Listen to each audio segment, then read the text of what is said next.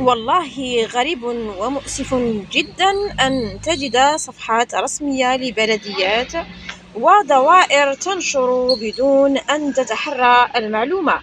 لا يوجد بيان رسمي حول تاريخ الإعلان عن النتائج لشهادة البكالوريا لعام 2023، حتى وكانت تكون السبت أو يوم الأحد. فالرسمي كيف سيكون؟ طبعا سيكون عبر بيان رسمي من وزارة التربية الوطنية فيه أرقام وإحصائيات، وربما تسبقها ندوة صحفية لوزير التربية صباح يوم الإعلان.